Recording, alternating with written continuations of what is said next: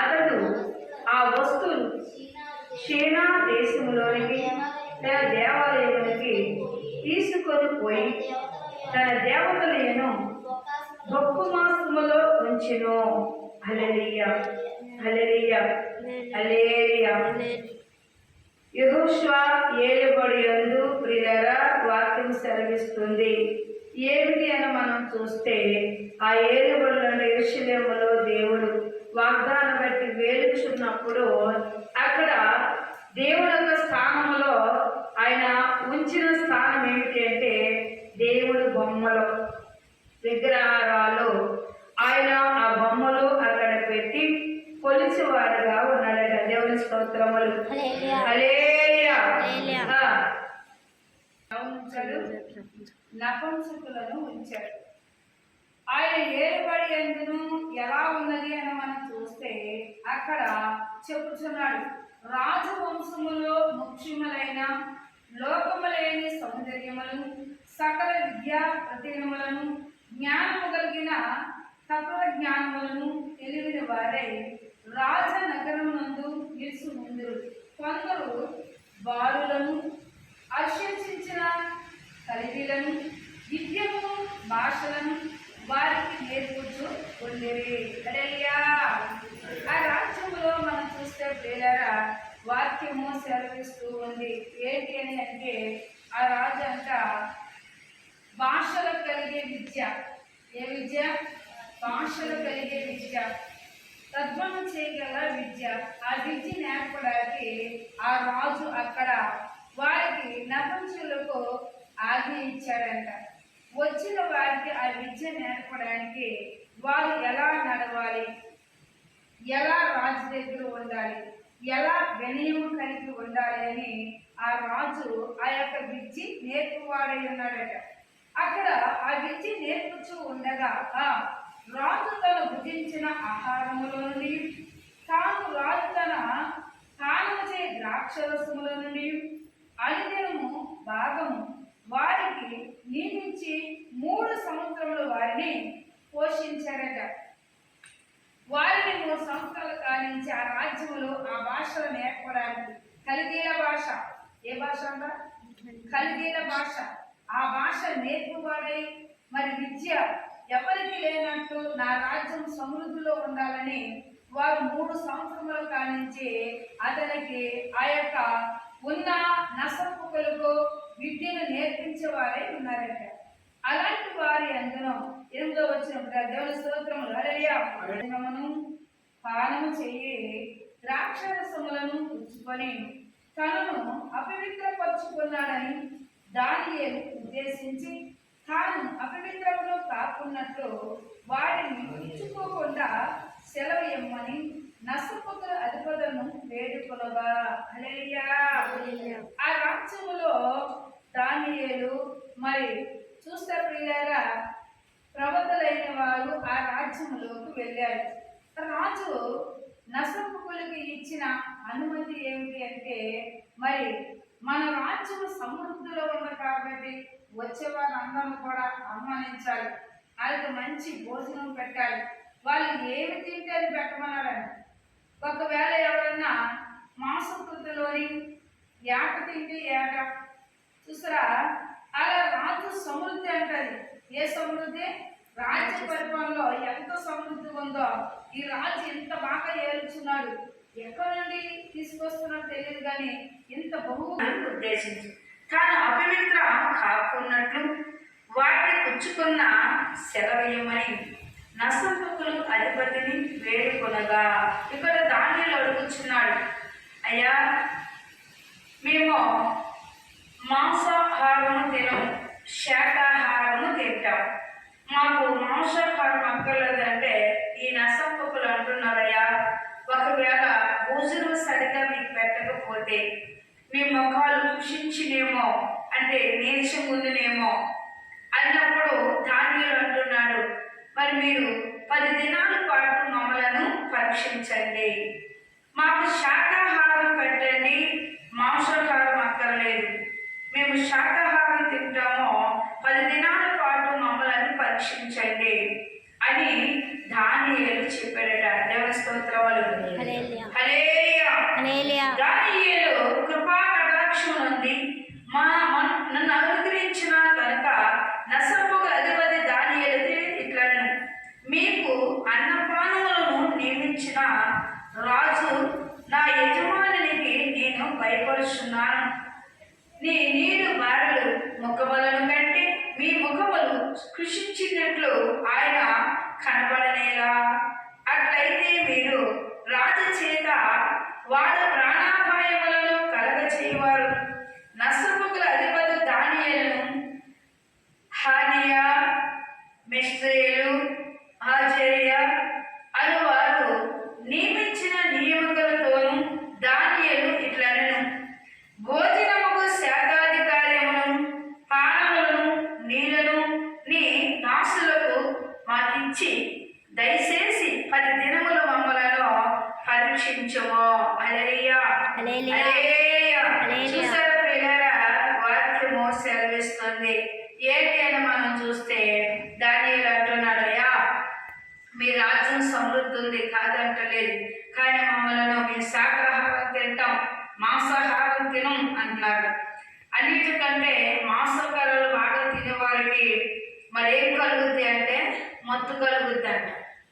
శాకాహారం అనగా బీరకాయ కానీ, బెండకాయ కానీ, దోసకాయ కానీ, అట్లాగే కొంచెం తక్కువ మత్తు, కొంచెం తక్కువ. అలాగే వాక్యము సెలవిస్తూ ఎలాగా అడిగారు కాబట్టి 10 దినములు వాళ్ళకి పరీక్ష చేద్దామన్నారట. రాజు ఎప్పుడైతే ఆ మాట చెప్పాడో, రాజు చెప్పిన ప్రకారము వీరికి కూరగాయలు పెట్టారట. పానముల నీళ్ళను ద్రాగుడకను మాకిచ్చి దయచేసి 10 దినములను మమ్మలను పరీక్షించము. పిమ్మట మా ముఖములు రాజు నియమించిన భోజనమును ఉభారుల ముఖములను చూచి నీకు తోచినట్లుగా నీ దాసులమైన మాయల జరిగించుము. హల్లెలూయా. హల్లెలూయా. హల్లెలూయా. హల్లెలూయా. చూసారా ప్రియులారా, మేము మాంసాహారం తినము, శాకాహారం తింటాం. శాకాహారం అనగా కూరగాయలు.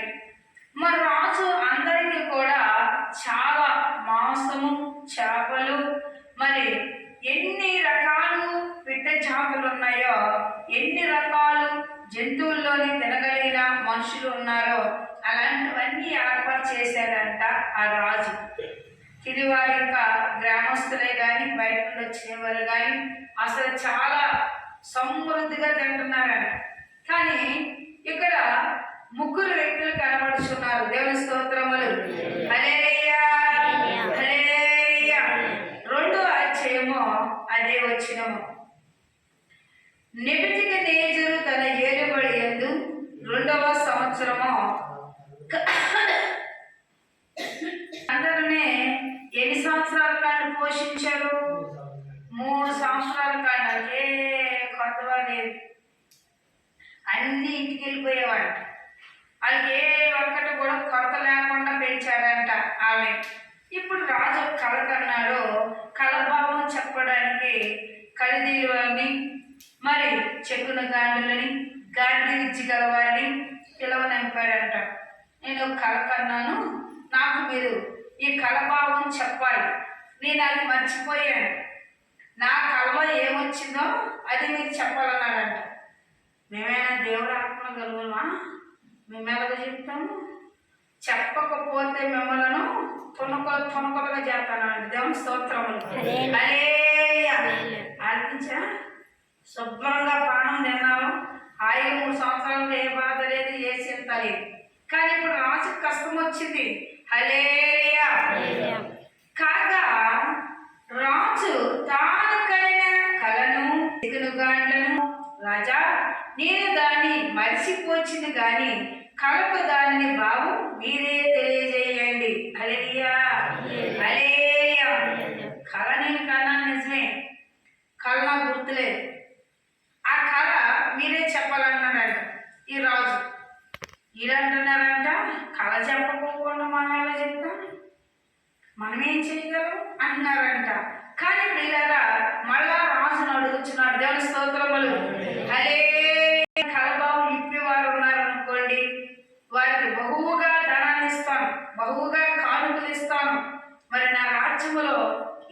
సమృద్ధి ఉంది కాబట్టి నా కలభావం చెప్పమన్నారట. ఇది చెప్పడానికి ఈ కలిదీల భాష మాట్లాడడం 3 సంవత్సరాలు పట్టింది. ఇది గాడి వాళ్ళు మరి ఎవరు అని మనం చూస్తే శకుని గాండ్రులను. వీళ్ళరా చేతపొడోడు వేరు, శకుని గాండ్రువాడు వేరు, గాడి విద్య గలవాడు వేరు. గాడి విద్యగాడు ఏం చేస్తాడంట, ఒక కోతను పట్టుకొస్తాడు, ఊరు మధ్యన ఎత్తాడు, దాన్ని చెప్తాడు, తాడి మీద ఆడిస్తాడు, దాన్ని బట్టి కిందకి దింపుతాడు, నేనేం చెప్తాను అదే చేయాలంటాడు. కోత ఏం చేద్దే ఆలోచించాలి. కోత ఏం చేద్దే, నీకు అక్కడ కాయ ఉందనుకోండి, దాన్ని విసిరితే అది కూడా నీకు విసిరుద్ది.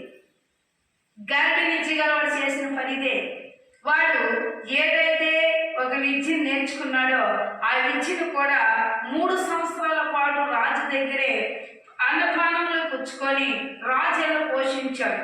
ఇప్పుడు ఇది అంటాడు, తొనుకలు చేస్తాను. రాజు ఎప్పుడైతే అన్నాడో, మేమేమైనా దేవుళ్ళమా, ఏమన్నా తెలుసా, మేమేమైనా దేవుళ్ళమా, ఈ రాజును తొనుకలు చేస్తారంట, మేమేనా. చూడండి, గరిటె విద్య గలవాడు గరిటె చేసి బతికేవాడు, మరి కలిదీల సిరియాల భాషతో మాట్లాడేవాడు ఏంటి అంటే నేర్చుకొని స్వభావం కలిగి ఉన్నవాడు. అలాగే ఇక్కడ అంటున్నాడు, ప్రియులారా వాక్యం సెలవిస్తుంది, దేవుని స్తోత్రములు, హల్లెలూయా. చెప్పనా, నాకు గుర్తులేదు, మీరే చెప్పాలి. చెప్పకపోతే తొనకలు అవుతారు. చూసారా, ఇప్పుడు 3 సంవత్సరాలు బట్టి పెట్టుబడి పెట్టినట్టు తిండి పెట్టాడు, కావాల్సినవన్నీ ఇచ్చాడు. ఇప్పుడు ఇలాట చాలా భ్రాంతులు అందుతున్నారట. మనం ఏం చెయ్యాలి, మనకి ఏమీ తెలియదు. రాజు మనం కానీ ఆయన కలబావింపకపోతే రాజు మనల్ని ఎట్టి పరిస్థితులైనా తొనకలుగా చేస్తాడు, మన ఇల్లు పెంట కుప్పలు చేస్తామంటున్నాడు. మనం ఏం చేయాలి అనుకుంటున్నారట. దేవుని స్తోత్రములు, హల్లెలూయా. అందుకు రాజు ఉత్తరం ఇచ్చి చెప్పినది ఏమనగా, నేను మరిచిపోయేట మీరు చూచి కలహములను చేయుకని మీరు కనిపెట్టినట్లు నేను బహువుగా గ్రహించుచున్నాను. మీరు అన్నీ చేస్తారనే కదా 3 సంవత్సరాల పాటు మిమ్మల్ని పోషించాను. ఇప్పుడు నా కష్టం వచ్చింది, నా కష్టాన్ని మీరు చెప్తారనే కదా ఈ 3 సంవత్సరాలు పెట్టి మిమ్మల్ని పోషించాను అంటున్నాడు రాజు. కానీ వీళ్ళేమంటున్నారు, మాకు తెలిస్తే ఎందుకు చెప్పు, కొన్ని కళన్నా చెప్పండి, అది చెప్తే దాన్ని బాగుందని చెప్తాం అంటున్నాడు. కళ చెప్పడానికి నాకే గుర్తులేదు, మీకేం చెప్తాను అంటున్నాడు రాజు. దేవుని స్తోత్రములు, హల్లెలూయా. అలా కాలము ఉపకారముగా గడపవలని అబద్ధములను మోసములను నా ఎదుట పలకక నుద్దేశించి ఉన్నారు. మీరు కళను చెప్పలేకపోయినలా నేను చెప్పిన మాట ఖచ్చితముగా కళను నాకు చెప్పండి, అప్పుడు దాని భావము తెలియజేస్తాం. మీరు సాంప్రదాయములు కలిదని నేను తెలుసుకున్నాను. అందుకు కలిదీల ఇలాగ ప్రత్యేక ముద్రించారట, భూమి మీద ఏ మనుషులు రాజా అడిగిన సంగతి చెప్పజాలడు అన్నారట. హల్లెలూయా, హల్లెలూయా. మీరేమో కథ చెప్పరు, మేము చెప్పడానికే మాకేం తెలియదు. మరి ఏ భూమి మీద ఏ ఒక మానవుడు అనేవారు ఎవరు నీ కలభావం చెప్పలేరు. దేవుడు ఆత్మగలవారైతే చెప్పగలుగుతారు, మేమైతే చెప్పలేము అంటున్నారంట. ఆయన తొలగలు చేసినా అంతే పరిస్థితి, లేకపోయినా పెంట కుప్పలు చేసినా నేను చెప్పలేము అని ఇతను అడిగాడట. దేవుని స్తోత్రములు, హల్లెలూయా. మనుషులు రాజు అడిగిన సంగతి చెప్పజాలడు. ఏ చక్రవర్తి అయినా, అధికారి అయినా, శకునిగాడైనా, గాడి విద్య గలవాడైనా కలిదీల యొద్ద ఇట్టి సంగతి విచారణ లేదు. రాజు ఆలోచించండి, గృహంలో కూడా అందరినప్పుడు అగ్రుడైపోయాడంటే ఉగ్రత వచ్చేసింది. ఏం చేయాలో తెలియట్లేదు, ఆయన నిద్ర పట్టట్లేదు, ఏం చేయాలో తెలియట్లేదు, నా గురించి అసలు ఎవరు చెప్పును లేరని చాలా చింతాకాంతుడయ్యాడంట ఈ నెబుకద్నెజర్ రాజు. హల్లెలూయా, హల్లెలూయా. నొద్దనని ఆజ్ఞ త్వరగా వచ్చుట ఏమని దానియేలు హారూకు ఆ సంగతి దానియేలుకు తెలియజెప్పాడంట. అతను, అయ్యా, ఎందుకు మీ రాజు చింతాక్రాంతుడవుచున్నారో, మీరెందుకు ఎంత బాధపడుచున్నారో, అసలు ఏం జరిగింది అని దానియేలు అడిగాడు. ఆయన అంటున్నాడు, అయ్యా, మా రాజుగారికి వచ్చిన కష్టము ఎవరు ఇప్పునోళ్ళు లేరయ్యా. ఎవరు ఇప్పుతారు? ఆయన ఏమో కలభావం చెప్పడానికి మేమైనా దేవుడు ఆత్మ కలిగిన వాళ్ళ? వాళ్ళే ఒప్పుకుంటున్నారు. హల్లెలూయా, హల్లెలూయా. ఏమని ఒప్పుకుంటున్నారు పిల్లగా? సిగ్గులు గాండ్రులు గారడి విద్యగలవారు, మరి వారు చేసిన చిల్లంగే వారు, ఇలాంటి వారిని ఆ రాజు ఏం చేశారంట? పోషించాడు. వాళ్ళు నాకు సమయానికి ఉపయోగపడతారు. భవిష్యత్తులు ఏమైనా ఉంటే తెలియలేకపోతున్నారు. దెయ్యాలు ప్రవశిస్తాయి. ప్రవచించడానికి ఏమి లేదు. వాక్యం సెలవిస్తుంది ప్రియులారా, దెయ్యం ఎవరో దేవుడు ఎవరో తెలియలేదు అంటే నిజంగా దేవుని కనుక్కున్నవాడు కావు.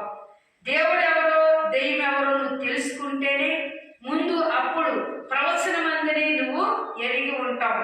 అందుకే ఇక్కడ నెబుకద్నెజరు రాజు ముగ్గురు వ్యక్తులను పోషించాడు. కానీ మరి కలభావం చెప్పడానికి చెప్పారంటే చెప్పలేకపోయారు. దానియేలుకు చెప్పుచుండగా దానియేలు అంటున్నాడు, రాజా, నద్దకు ఈ ఆజ్ఞను ఎంత త్వరగాను వచ్చుట ఏమి? దానియేలు రాజు యొక్క అధిపతిను అక్షూర నదులుగా అష్షూరుకు ఆ సంగతి దానియేలుకు తెలియజెప్పను.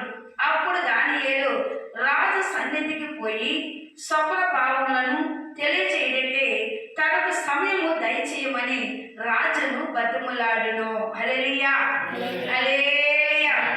వీరందరూ ఎక్కడ పడుచున్నారు? ఇవన్నీ ఎవరన్నా చేయాలంటే ఒక దేవుడి ఆత్మే, అంటే పరిశుద్ధాత్మ దేవుడే తప్ప ఎవరో కూడా కలభావం ఇవ్వలేరు. అలాంటి ఇవ్వలేరు కాబట్టి వారి ఎదుగునయ్యా నువ్వే చెప్పాలి అని దానియేలు మోకరించి ప్రార్థన చేశారట. దేవుని స్తోత్రములు. హల్లెలూయా. అప్పుడు దానియేలు తన ఇంటికి రాత్రి యందు దర్శనము చేత ఆ మర్మము దానియేలుకు బయలుపరచబడును. హల్లెలూయా, హల్లెలూయా. ప్రభువా, అందరూ నశించిపోతున్నారు. మరి మీరు ఆ రాజుకు జరిగిన సంగతి ఏమైనదో, ఆ కళ భాగం ఏమైనదో మీరు చెబితేనే గాని అని వేడుకున్నాడట.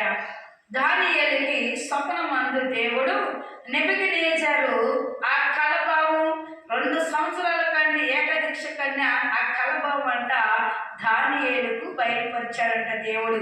హల్లెలూయా, హల్లెలూయా. అంతటి రాత్రి ఆ మర్మము దానియేలుకు బయలుపరచబడు.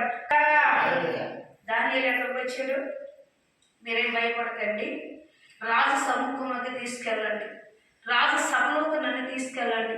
రాజు దగ్గర సమయం కోరాడు కాబట్టి సమయం కోరగా సమయానికి దానియేలు తీసుకెళ్లారట. దేవుని స్తోత్రములు. హల్లెలూయా, హల్లెలూయా.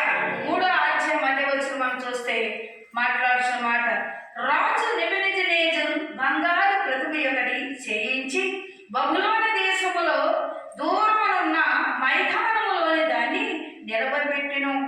అది 600 మంది శాతాధిపతి, సంగతులు, మంత్రులు, ఖజానా కాచదారులు, ధర్మశాస్త్ర విద్యములను, న్యాయాధిపతులను, సాధారణలోని అధిపతులను వశించేవారును సమకూర్చుకొని రాజు నెబుకద్నెజరు నిలబెట్టించిన ప్రతిమ యొక్క ప్రభువును రక్షించుటకును దూతలను పంపగా ఆ అధిపతులు, సైనాధిపతులు, శాతాధిపతులు, మాంత్రికులు, వధువులను, సంపాదకులను, ఆ విద్యలను వహించే వారందరూ రాజు నెబుకద్నెజరు నిలబెట్టించిన ప్రతిమకి హల్లెలూయా. దేవుడు ఉండొచ్చిన స్థలంలో ఏమిట్టాడు? ఒక బొమ్మని ఎట్టాడు. ఆ బొమ్మ, నా రాజ్యంలో నా సమృద్ధి అంతా బాగుంది కాబట్టి మీరందరూ ఎవరికి మొక్కాలి? ఆ ప్రతిమకు మొక్కాలి, ధూపం వేయాలి. రాజు నిలబెట్టింది చిన్న చిటికిదేం కాదు. దేవుడు చూపిస్తున్న ఆ యొక్క మర్మము మరొకసారి జ్ఞాపకం చేసుకున్న ప్రియులారా, ఈ దేవుడు దీవించునుగాక. నీకు వందనాలు, స్తోత్రాలు చేసుకొని ఏ తలపు కలిగి వచ్చారో వారి కార్యములు నెరవేర్చండి, వారి వ్యాధులు స్వస్థపరచండి, వారి కీడు నీ చిత్తమే, రుణాలు కొట్టివేయండి. ప్రభా నీ స్తోత్రములు నాయన, రావాల్సిన సొమ్ములు రావడానికి సహాయం దయచేయండి. ప్రభా ఎవరింటిలైతే నెమ్మది లేదో నెమ్మది కలడుకు సహాయం దయచేయండి. ఎట్టి వ్యాధిగ్రస్తులైనా యేసు నామములో స్వస్థతలు కలుగును గాక. చిన్న క్యాన్సర్ అయినా, పెద్ద జబ్బు, కాలు నొప్పులు, కీలు నొప్పులు, మోకాలు నొప్పులు, తెల్ల మచ్చ, నల్ల మచ్చ, వడ, పాము కలిసిన, ఎండు తగిన, గుండు పోటైనా, గుండాటైనా, గుండులో రక్త కణాలు ఆడకపోయినా సక్కర పరిచే దేవుడు నీకు వందనాలు, స్తోత్రాలు. కిడ్నీలో రాళ్ళున్నా తీసివేయండి. కిడ్నీ ఇన్ఫెక్షన్ అయినా ముట్టి స్వస్థపరచండి. నీరు ఇన్ఫెక్షన్ ముట్టి స్వస్థపరచండి. బ్లడ్ ఇన్ఫెక్షన్ ముట్టి స్వస్థపరచండి. తలలో ఇన్ఫెక్షన్ ముట్టి స్వస్థపరచండి. గర్భంలోనైనా ఇన్ఫెక్షన్ ముట్టి స్వస్థపరచండి. ప్రభువా నీకు సాధ్యమే. డాక్టర్లు అయితే సెకస్కోపులు పెట్టి స్కానింగ్లు తీసి వ్యాధి అని గుర్తించి ఇది వ్యాధి అని చెప్తారు. ప్రభువా అడగగా నా తండ్రి ఏదైనా శరీరానికి వ్యాధి సంబంధించిందో నువ్వు ఒక్క మాట సెలవిస్తే చాలు అయ్యా, నువ్వు ఆజ్ఞాపించగా ఇట్టే విడిచింది 12 సంవత్సరముల కానించి అయా రక్తశామలతో బాధపడుతున్న స్త్రీనైనా అనేక మంది డాక్టర్ల దగ్గర తిరిగి ఎన్నో మందులు వేసుకున్నా అది తగ్గలేదు. ప్రభా అయా వెనక నుండి వచ్చి చెంగును ముట్టగా రక్తదారాలు ఆగిపోయి ప్రభా నువ్వు చేయగల సముద్రుడు. అలాగే బిడ్డలనైనా చదువుకున్న వారిని దీవించండి. పక్షులు రాసిన ఉండండి, దిద్దేటప్పుడు న్యాయ వరకు ఉండండి, మంచి మార్కులు దయచేయండి. ఇశ్రాయేలు ప్రార్థన చేయగా మరలా ఆలకించిన దేవుడు నాయన. అరణమార్గం పరిస్థితి తల్లిదండ్రులు మాట్లాడక నాయన శోధంలో పడుతున్నారు నాయన. అలాంటి మనసుల్ని వైపు మళ్లించండి. ప్రభాని వందనాలు, స్తోత్రాలు నాయన. అలాగే గ్రామాన్ని దర్శించండి. గ్రామ ప్రజలను, అధికారులను, వేలుచున్న వారును జ్ఞాపకం చేసుకొని ప్రభా నీకు సాధ్యమే, అసాధ్యమందు లేదు నాయన. అలాగే నా తండ్రి నాయన కూడి వచ్చిన బిడ్డలందరినీ జ్ఞాపకం చేసుకోండి. వారి చుట్టూ నీ కంచి కాపుదలు పెట్టండి. అలాగే నడుగుడి ఇవ్వనన్ను, మెతుకుడి దొరుకునన్ను, తట్టడి నీ వాక్యము సెలవిస్తుంది నాయన. నీకు వందనాలు, స్తోత్రాలు. మమ్మలను మా బిడ్డలను మీ చేతులకు అప్పగిస్తున్నాం. మీరే ఆశ్రయించి దీవించమని నజరేయుడైన యేసు అతి వినయముతో అడిగి వేడుకొంచున్నాము తండ్రి.